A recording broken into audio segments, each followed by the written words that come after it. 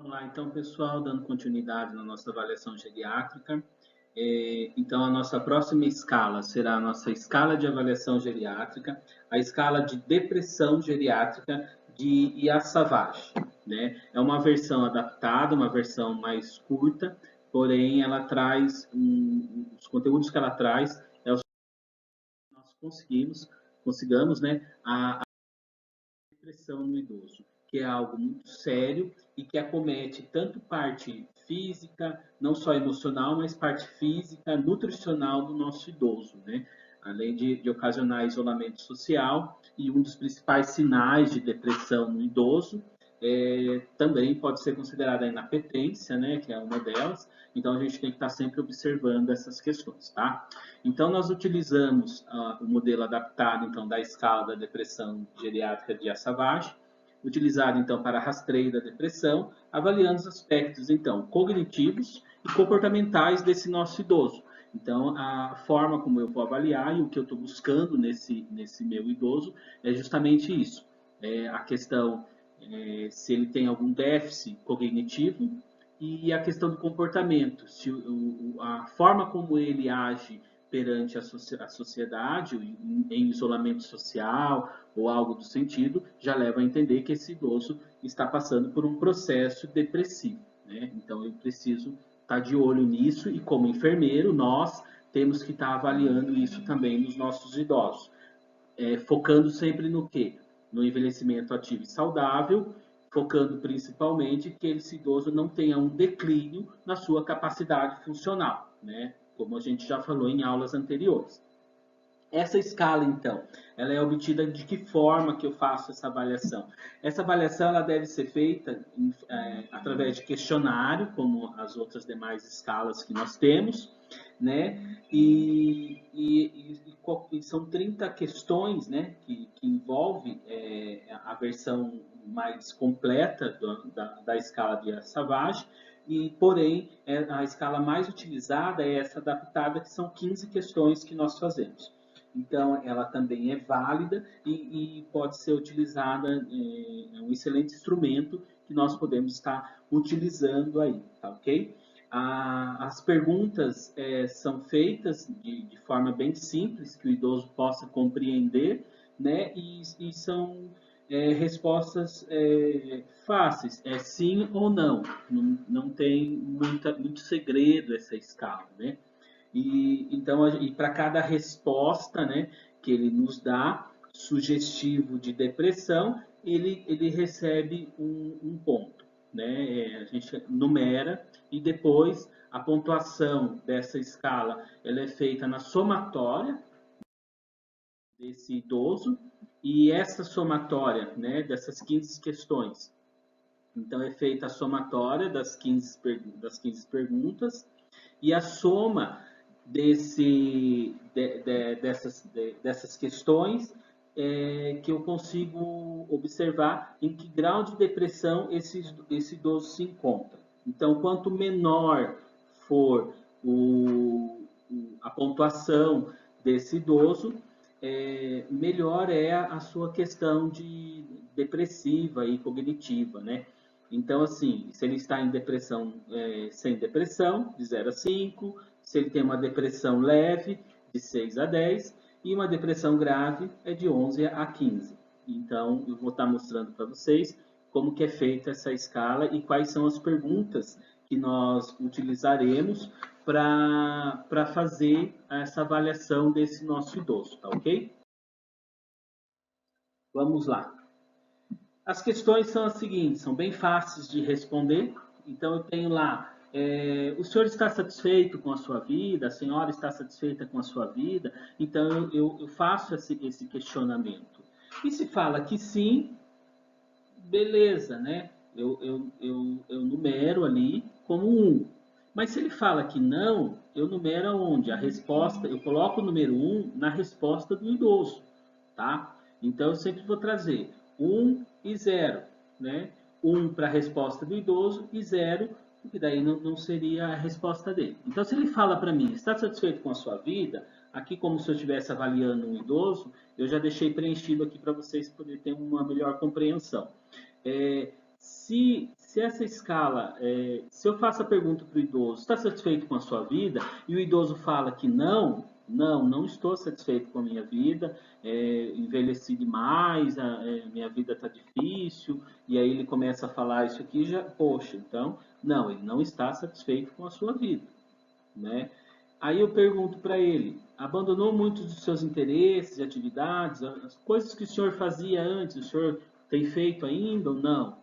Sim, eu ainda continuo fazendo algumas coisas, ou não, né? Aí a gente vai fazendo a pergunta e de acordo com a resposta eu vou pontuando, certo?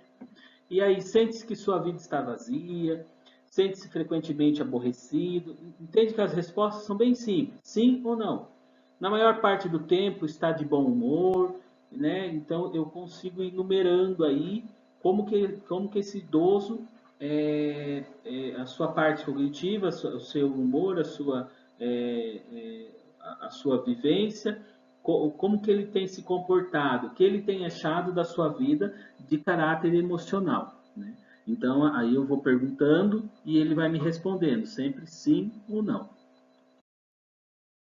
Aí a gente segue com a nossa escala e aí eu tenho as outras questões, né? Tem medo de algo de mal lhe aconteça, e aí eu vou numerando. Sente-se feliz na maior parte do tempo, né? Aí ele vai me dizendo. Sente-se frequentemente abandonado, desamparado, né? Qual é o sentimento que ele tem em relação à vida dele, né? Prefere ficar em casa, daí eu já estou querendo ver questões de isolamento social, ao sair fazer coisas novas, né? Às vezes ele não quer participar de nenhuma atividade, nada que é oferecido a ele, né? Sente-se que tem problemas de memória do que os outros da sua idade, né? A questão cognitiva que a gente consegue perceber bem, né? Às vezes ele pode dizer, nossa, tem coisas que eu esqueço muito fácil, eu começo a fazer e não lembro mais. Daí ele fala, e as outras pessoas da mesma idade do senhor também tem esse problema? Ele fala que não, que a convivência dele. Então a gente só estou avaliando, mas o que importa para mim aqui? Se é sim ou não, né? E aí eu já pego a primeira resposta dele. A gente pode até desenvolver uma conversa com esse idoso. É interessante que nessa escala essa questão da pergunta sim ou não, mas quando a gente está fazendo essas perguntas para o idoso, eles querem muito conversar, né, bater papo, eles são carentes nesse sentido. Então a escala, assim, ela estima-se que em menos de 5, 6 minutos você aplica ela. Realmente, se você aplicar ela de forma muito técnica, você vai conseguir finalizar ela em até menos tempo. Mas se você tiver tempo e conseguir observar melhor esse idoso, essa escala acaba mexendo muito com questões emocionais dele, e aí a gente às vezes tem que fazer um papel até mesmo de, não digo de psicólogo, né, mas usar da psicologia e enfermagem e tudo mais, técnicas, para que nós possamos não agravar essa situação em depressão desse idoso, né, porque vai mexer um pouco com ele. Então é importante a gente observar isso também. Atualmente acha que é maravilhoso estar vivo? São perguntas assim. Às vezes ele fala, tô velho, queria morrer logo, eu não aguento mais, essa minha vida está bem difícil, e eles são bem carentes, sim, nesse sentido. Então a gente tem que estar bem observando bem essas questões, né? Sente-se inútil, muito deles se sentem inúteis, gente. É triste de ver, porque muitas vezes nós, como mais jovens, passamos essa impressão para ele que o idoso é um ser, né, inútil, não deixando eles fazerem muitas coisas que eles gostam de fazer, né?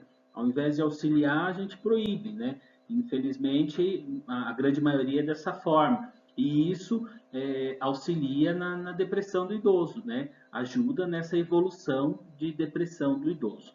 Né? Privar ele de fazer coisas que ele gosta de fazer traz um sentimento de ser inútil, né? Muito grande.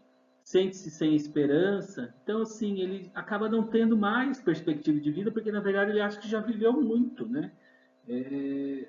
Eu ouço de alguns idosos que eu trabalho, justamente essa questão, que eles acham que estão até fazendo hora extra. Eles mesmos falam isso, mas porque um dia alguém disse isso para eles, né? Que eles estão fazendo hora extra aqui já na Terra, né?